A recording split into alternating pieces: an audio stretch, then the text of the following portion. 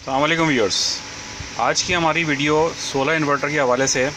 ये NS company का inverter है और जो कि मैक्स पावर और दूसरे एक दो ब्रांड हैं बिल्कुल उसके सेम टू सेम है। इसकी पीसीबी और इसका डिज़ाइन जो है बिल्कुल सेम है। तो मैंने रिपेयर किया है और मैं आपको चीज़ें भी दिखाता हूँ कि हमने क्या क्या चीज़ें रिपेयर की हैं। और उससे पहले मैं ऑपरेशन दिखा रहा हूँ। देखें, ये ऑपरेट बिल्कुल ठीक हो गया है। ये चेक करें इसके वोल्टेजेस वगैरह। मैं थोड़ा सा इसको साइड पर दिखाता हूँ आपको। ये देखें, इनपुट वोल्टेज 216 वोल्ट और आउटपुट वोल्टेज भी 216 वोल्ट। इसकी मेन इंडिकेशन भी दिखा रहा है कि ये इस वक्त ऑन है, एसी आ रही है, और चार्जिंग की इंडिकेशन भी दिखा रहा है। इस वक्त ये चार्जिंग पोजीशन पे हमारी बैटरी चार्ज हो रही है और हमारा लोड भी ड्राइव हो रहा है। एक एनर्जी सेवर लगाया हमने और एक जो है ना पंखे का हमने लगाया है आउटपुट जो पे, और ये इसकी यहाँ पे आउटपुट होती है। बहुत बेहतरीन तरीके से वर्किंग कर रहा है। हमने जो चीज़ें हमने ठीक की थी मैं आपको पूरी डिटेल में आपको बताता हूँ। ये देखें, ये आप चार्जिंग करंट चेक कर लें। 16 एम्पेयर से बैटरी चार्ज हो रही है और हमारा ये इनपुट लगा हुआ है। तो ये बिल्कुल ऑपरेट हो गया है और बिल्कुल ठीक तरीके से वर्किंग कर रहा है। ये देखें, यूपीएस हमारा बैटरी चार्ज की इंडिकेशन भी दिखा रहा है। ये देखें। अब मैं आपको दिखाता हूँ कि हमने इस पर क्या क्या वर्किंग की थी। जी जनाब, तो ये हमने कर दिया डिस्मेंटल। अब मैं आपको दिखाने जा रहा हूँ कि चीज़ें हमारे पास क्या क्या ख़राब थी।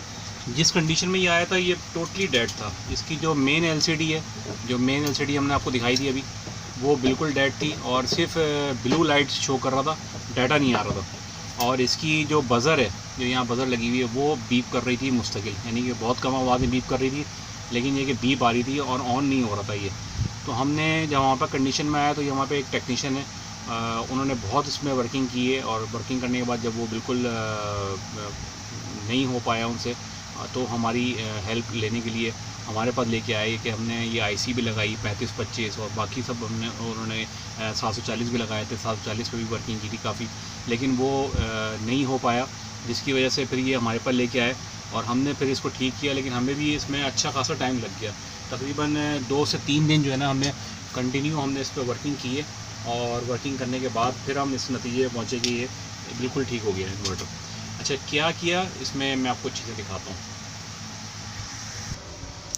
अच्छा, जब हमने फॉल्ट की ट्रेसिंग शुरू की तो हमने अंदाज़ा ये लगाया कि इसकी जो 5 वोल्ट और 12 वोल्ट की सप्लाई है वो शॉर्ट हो रही है। शॉर्ट हमने कहाँ से मालूम किया कि हमने ये जब कैपेसिटर चेक किया था, इसकी दोनों टांगें जो हैं, ये जो प्लस है और माइनस है, ये शॉर्ट हो रही थी।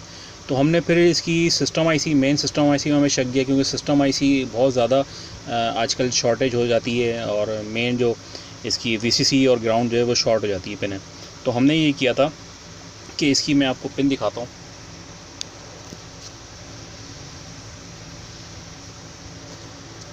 हमने इधर से ना इसकी जो वीसीसी है और ग्राउंड है, हमने सिर्फ वीसीसी इसको ओपन किया। ओपन करने के बाद शॉर्टेज चेक की तो ये जो सिस्टम आईसी है वो शॉर्ट नहीं थी। तो हमने फिर इसकी जो है ना आगे हमने वर्किंग शुरू की कि ये शॉर्टेज कहाँ आ रही है। जब शॉर्टेज चेक करते गए तो हमें शॉर्टेज नज़र आई इस वाली आईसी पे।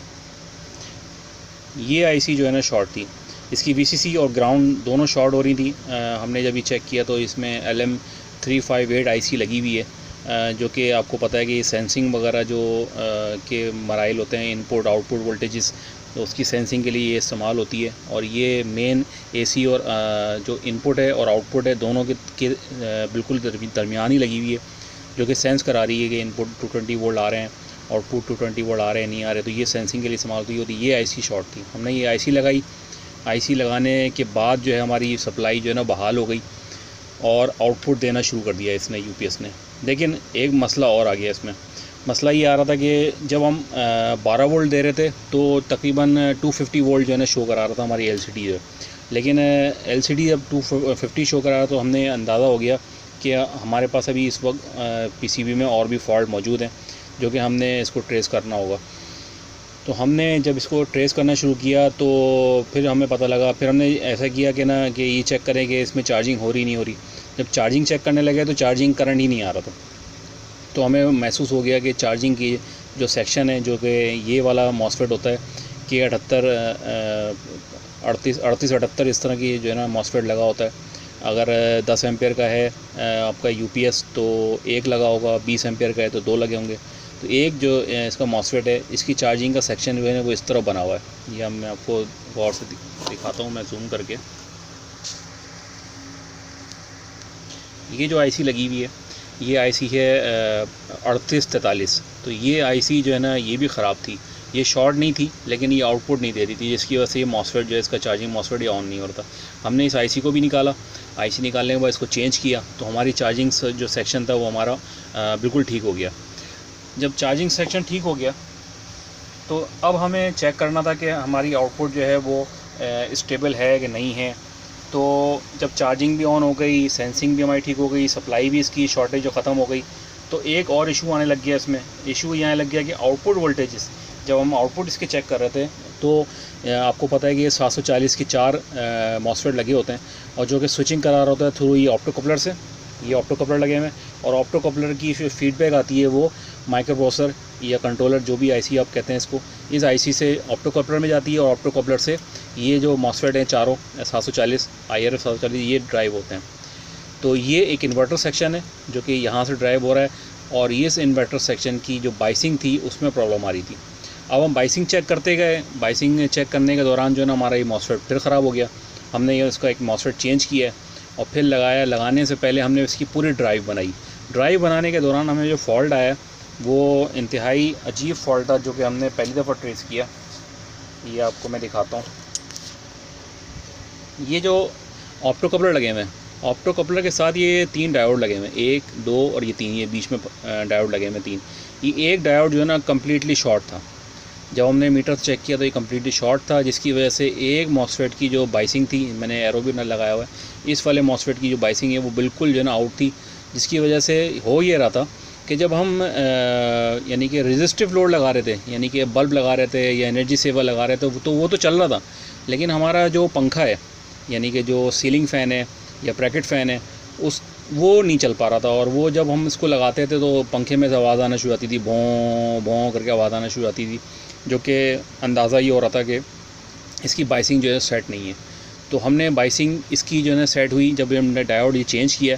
डायोड चेंज होने के बाद इसके तमाम जो जितने भी गेट वोल्टेजेस थे उसमें तकरीबन 4.2 4.3 वोल्ट आना शुरू हो गए तमाम चारों मॉसफेट पे। हम मॉसफेट लगाने से पहले हमने मॉसफेट सब चारों निकाल दिए थे।